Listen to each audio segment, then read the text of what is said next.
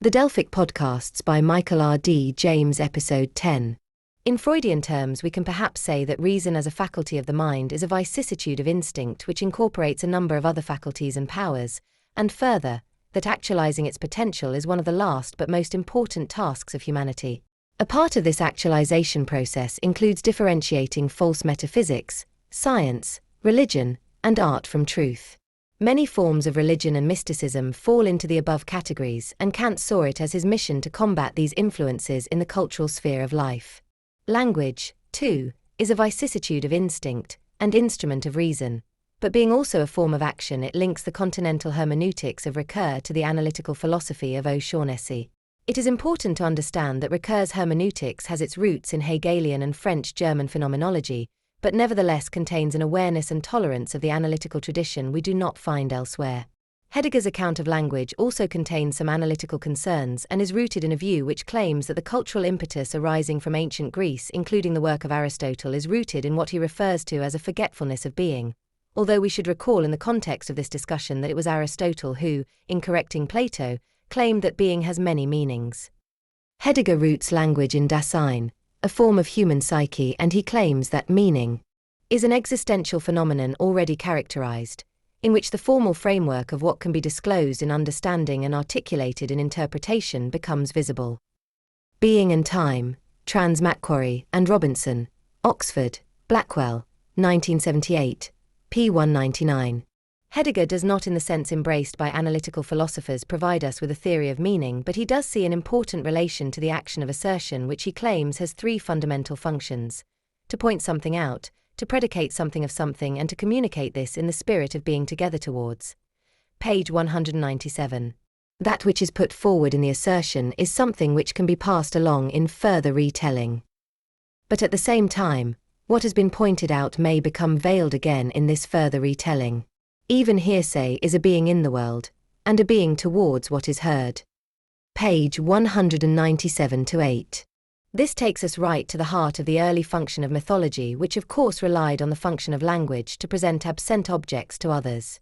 The early Wittgenstein, we know, formulated a picture theory of meaning to try to capture these aspects of assertion, but this for Heidegger would have been an example of veiling the meaning of the assertion, and in these remarks we can see why there is a need for a perspicuous representation or interpretation of the articulations of assertions. That is, we can see why there is a need for a Kantian account of the scope and limitations of metaphysics to combat the hearsay of mysticism. Behind the manifest meaning of the assertion, the hammer is heavy, Heidegger claims. There is a forehaving rooted in the readiness to hand of this tool, a foresight, and a foreconception, all of which is pre-understood. In the predicative process of assertion, the ready to hand is transformed into something present at hand. The ready to hand is seen as something present at hand, and something important is lost in the process as our being toward the entity becomes connected to looking at it, or observation. Here there is an important shift in psychological attitude from the motor to the sensory, from action to observation. When acting to bring about something I intend to do, knowledge is involved, and this knowledge may have been partly constituted of former sensory encounters with the type of environment I am acting in, but the knowledge involved in acting is essentially non-observational, as Anne Scombe pointed out in her work on intention, Oxford, Blackwell, 1972. Observation is in its essence interrogative, questioning the being it is confronted with, whereas in action we know both the orange we desire and what we need to do in order to get it. Scientific experimentation, in which we manipulate and measure variables, is not categorical in this sense, but is hypothetical and interrogative, seeking answers.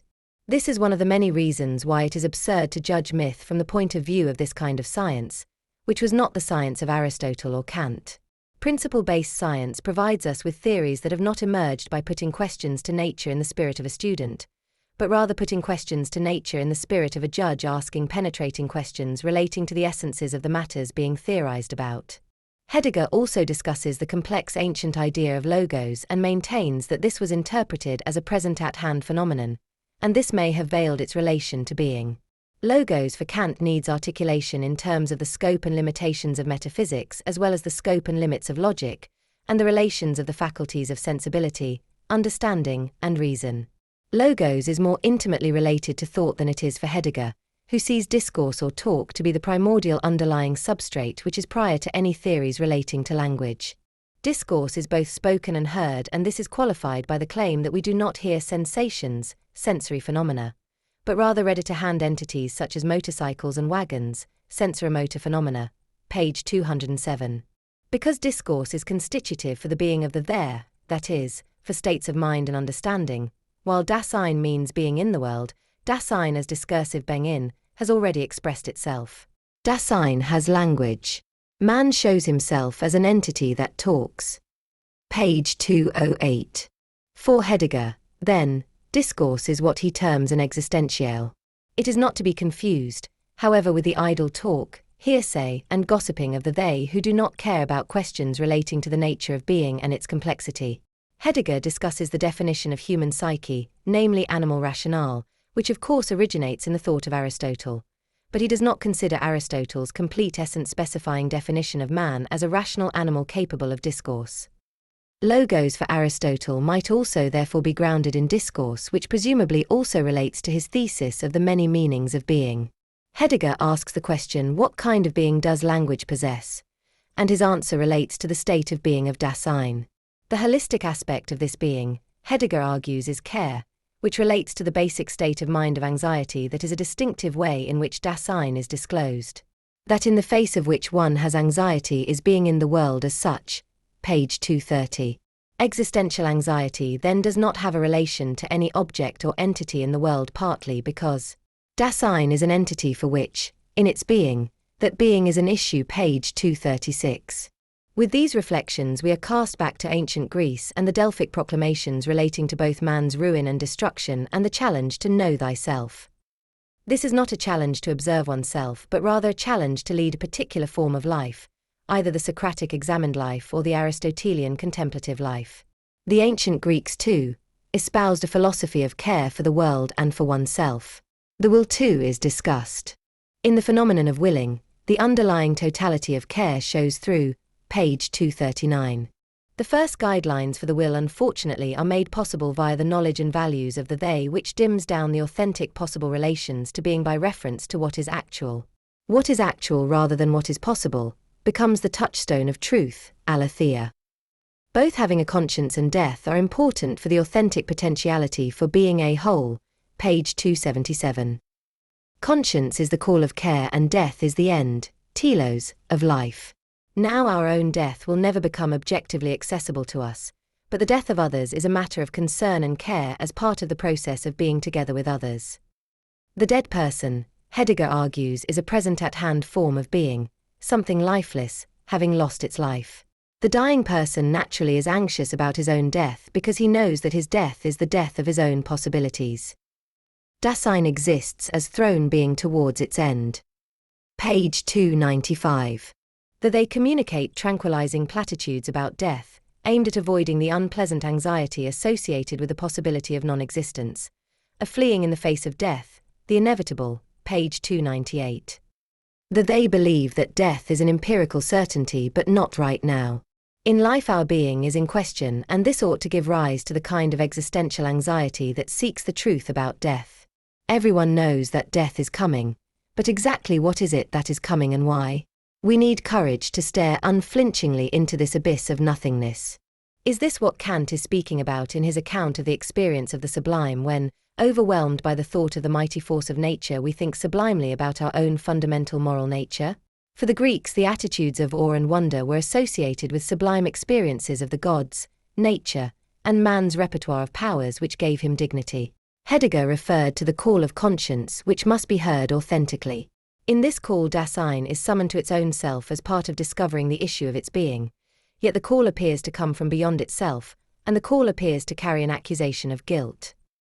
The Kantian experience of the sublime was clearly a more joyous affair, a celebration of one's humanity rather than an anxious moment of one's existence.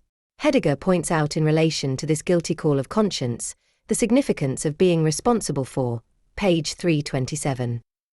This obviously is rooted in care, but it can be argued by a Kantian that care and being resolute, the object of care, is a consequence of, and not a condition for, freedom, or at least that they are equally important conditions.